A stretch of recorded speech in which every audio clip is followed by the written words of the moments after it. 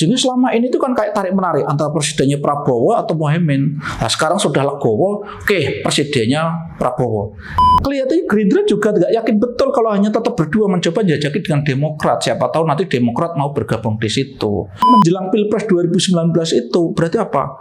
Narasi yang dibangun di hadapan orang NU, di hadapan warga Nahdliyin, di hadapan konstituen PKB adalah Prabowo itu tidak pantas, tidak layak jadi presiden. Ini hanya opini arus bawah, opini dari masyarakat kebanyakan. Opini hanyalah sudut pandang. Assalamualaikum warahmatullahi wabarakatuh. Salam sejahtera untuk kita semua. Ini bagikan perjodohan. Menjodohkan Prabowo dengan Muhaimin itu kok sulit sekali kelihatannya. Padahal kedua belah keluarga, yaitu keluarga Gerindra dan keluarga PKB itu rebukan, mau besanan itu sudah lama sekali. Belakangan, nah ini kemarin ini, itu sekarang PKB itu sudah memastikan bahwa calon presiden yang akan didukung PKB itu Prabowo. Mungkin itu maksudnya untuk mengunci Prabowo nggak lari kemana-mana. Segera Prabowo memastikan bahwa pasangannya itu Muhaimin. Tapi sampai sekarang itu tidak juga terjadi. Kelihatannya tuh masih kayak cinta bertepuk sebelah tangan, belum gayung bersambut. Nah, repot ini. Padahal saya menduga untuk akhirnya mengambil keputusan bahwa calon yang akan didukung PKB itu adalah Muhaimin itu bukan sesuatu yang ringan. Karena apa? Awalnya itu kan Muhaimin yang ingin jadi presiden. Persiapan untuk membranding Muhaimin jadi presiden itu kan sudah lama sekali. Dari namanya dulu pernah dirubah jadi Caimin, dirubah menjadi Gus Ami, kembali lagi Gus Muhaimin, menjadi Panglima Santri. Itu kan saya tujuannya presiden. Sehingga selama ini itu kan kayak tarik-menarik antara presidennya Prabowo atau Muhaimin. Nah sekarang sudah legowo, oke presidennya Prabowo. Tapi yang jadi masalah, Prabowo juga tidak membalas cinta itu sampai sekarang. Malah belakangan Prabowo atau Gerindra memberikan sinyal akan melakukan komunikasi politik dengan Demokrat. Ini mestinya dari PKB ini kasihan juga ini, kok tidak segera dipastikan ini. Oke, padahal ya, kalau toh memang betul-betul Gerindra itu tidak masih berpaling ke lain hati, sudah fokus dua partai Gerindra dan PKB itu sebenarnya sudah cukup, karena Gerindra punya kursi berapa ini? 78 dan PKB punya kursi 58 di DPR RI. Itu sudah cukup untuk mencalonkan dua saja. Tapi ini kelihatannya Gerindranya belum yakin betul kalau hanya berdua ini bisa memenangkan pertarungan gitu loh. Kayaknya itu faktornya. Oke. Jadi sekarang ini kondisi akhirnya menjadi sudah sedemikian rupa diupayakan tapi masih cair. Padahal tadi dengan memastikan bahwa PKB akan mendukung Prabowo sebagai presiden itu untuk mengunci agar segera terkunci, tapi kelihatannya itu masih diupayakan untuk mencair. Akhirnya kelihatannya mereka masih akan mengupayakan ada tambahan. Nah kemarin beberapa waktu yang lalu itu PKB mencoba mendekati Golkar untuk menjadi partai yang memperkuat koalisi antara Gerindra dan PKB. Cuma yang jadi masalahnya blunder juga ini. Blundernya karena begini.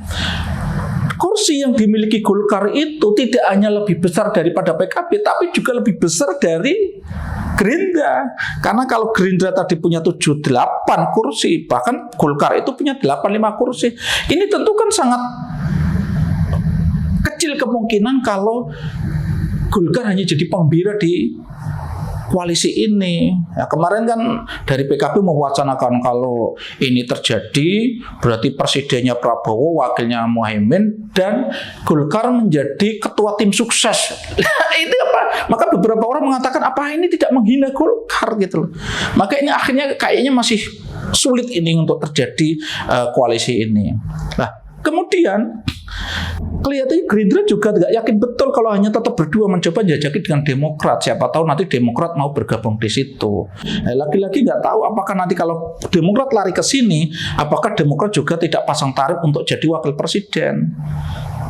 Tapi intinya sampai sekarang perjodohan itu begitu berbelit-belit, berliku-liku karena hakikatnya kelihatannya terutama Gerindra itu belum yakin betul kalau hanya berpasangan dengan PKB, belum yakin betul membangun rumah tangga dengan Muhaimin. Sementara yang Muhaiminnya sudah lah nggak apa-apa lah, kepengen segera diresmikan, segera dibawa ke pelaminan. Tapi ini kelihatannya yang Gerindranya yang masih ogah-ogahan karena tadi masih mencoba melirik yang lain. Oke, jadi begini. Tapi saya juga mengingatkan begini. Memang umpama toh perkawinan itu terjadi, betul-betul Muhaimin dan Prabowo itu sampai ke pelaminan, itu juga bukan sesuatu yang begitu saja akan mulus. Ini saya yakin ini mungkin bisa jadi menjadi salah satu pertimbangannya Gerindra. Dulu ketika Pilpres 2019, masa PKB yang mayoritas itu adalah warga NU itu kan dimobilisir untuk mendukung pasangan Jokowi dan Yai Ma'ruf Amin. Oke.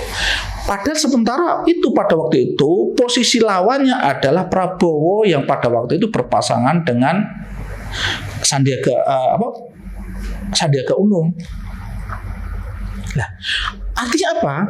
Berarti selama Pilpres menjelang Pilpres 2019 itu berarti apa?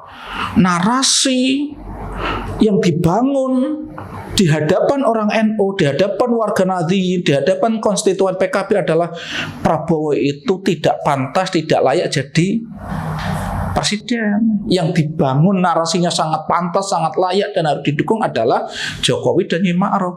Nah, sekarang kalau 2024 ini akan dibalik. Orang yang dulu dibangun mindsetnya, dibangun pemikirannya bahwa Prabowo itu tidak layak, terus sekarang harus dibangun menjadi Prabowo itu layak jadi presiden. Itu apa enggak sulit?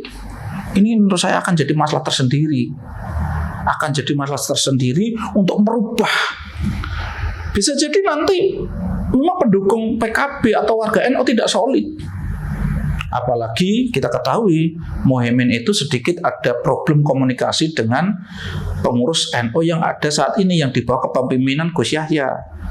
Mungkin itu yang jadi persoalan mengapa Gerindra meskipun harusnya dengan PKB saja cukup, itu Gerindra merasa belum cukup sehingga tadi seperti orang mau dijodohkan tuh masih bulat masih tidak segera memutuskan bahwa oke, saya mau dipasangkan dengan Muhaimin, kan tidak. Ini seperti itu. Dan kelihatannya kalau nanti itu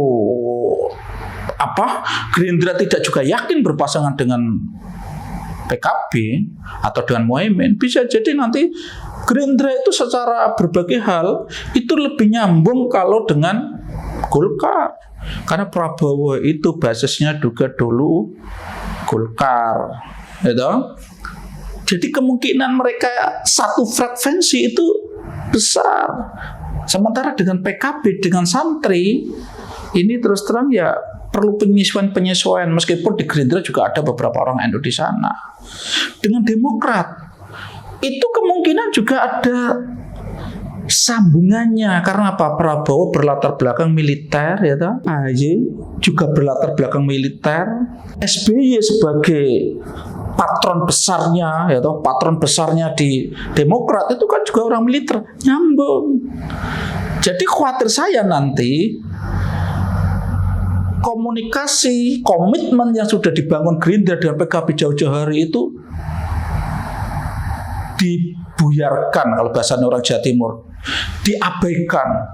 Bisa jadi loh, namanya politik kok. Nggak ada istilah politik itu terus kayak harga mati, itu nggak bisa. Ini politik itu kan negosiasi, tawar-menawar. Bisa jadi nanti itu dibuyar loh ini, karena meskipun sudah jauh-jauh hari di setting itu bisa jadi buyar. Kalau buyar itu bisa jadi justru Gerindra itu lebih nyaman berkoalisi dengan partai-partai yang dulu berbasis Golkar, berbasis militer seperti Demokrat itu. Nah, PKB bagaimana? Semestinya kalau selama ini itu kan dari sejarahnya itu PKB itu lebih nyaman, lebih cocok konstituennya itu kalau berpasangan dengan PDI. Cuma problemnya kelihatannya itu kan di elitnya PKB. Karena kalau berpasangan dengan PDI itu untuk menawar bahwa calon presidennya harus Caimin, itu kan sulit sekali. Karena apa? Satu, PDI itu tanpa koalisi dengan siapapun dia sudah bisa mengajukan calon sendiri jika harga jual mahal dia. Terus Bu Mega itu juga karakternya nggak gampang dipengaruhi. Pengalaman pilpres sebelumnya pun kan pilihan-pilihan itu ditentukan oleh Bu Mega. Nah, ini kelihatannya PKB tidak nyamannya di situ. Kalau bicara konstituen mestinya itu nyamannya di situ. Tapi kalau bicara elit, kepentingan Muhaimin, Caimin itu tidak nyaman sehingga dia tidak mewacanakan untuk berkoalisi dengan PDI. Padahal menurut saya realistis loh kalau seandainya berkoalisi dengan PDI itu. Artinya melanjutkan koalisi sebelumnya, membangun narasi kepada warga NU atau warga konstituen PKB itu lebih gampang. Karena Ganjar itu penerusnya Jokowi, itu lebih gampang. Terus konstituen di bawahnya memang satu frekuensi, itu lebih gampang. Cuma persoalannya mungkin itu tawar-menawarnya itu menjadi sulit kalau bergabung dengan PDI. Tapi mestinya kalau sejak awal sudah bergabung dengan PDI, itu kan bahwa nanti memang kalau kita melihat peta saat ini itu peluang menang itu kan Ganjar itu besar. Jadi memang mau tidak mau PKB harus menurunkan, tidak menjadi calon wakil presiden, ya nanti dapat jatah menteri udah cukup mestinya. Ini yang cepat lari itu kan P3 cepat-cepat yang dulu sudah membangun koalisi dari koalisi antara Golkar, P3 dan PAN, terus diwacanakan lagi ingin membangun koalisi besar. Itu P3 begitu PDI mengumumkan Ganjar, cepat-cepat P3 langsung ambil posisi bergabung. Kelihatannya nggak ada tawar-menawar, ya paling nanti kan ikut jadi menteri gitu aja. Lah bisa jadi kayak PAN, ini nanti setelah pilihan-pilihan sulit. Nah PAN itu menurut saya karena Zulkifli Hasan sebagai ketuanya itu tidak terlalu mematok dirinya harus jadi wapres, itu agak lincah nanti, agak cair nanti. Dia bisa ikut gerbongnya Prabowo, bisa ikut juga di gerbongnya PDIP. Oke, jadi seperti itu petanya. Tapi intinya sampai saat ini kelihatannya memang kita menyaksikan betapa sulitnya upaya perjodohan antara Prabowo dan Caimin itu. Satu sisi yang PKB kelihatannya sudah sangat ingin gitu kan, yang Gerindra, yang Prabowo kelihatannya masih lirik calon pasangan yang lain. Ya, kita masih menunggu nanti perkembangan kemudian. Cukup sekian. Assalamualaikum warahmatullahi wabarakatuh.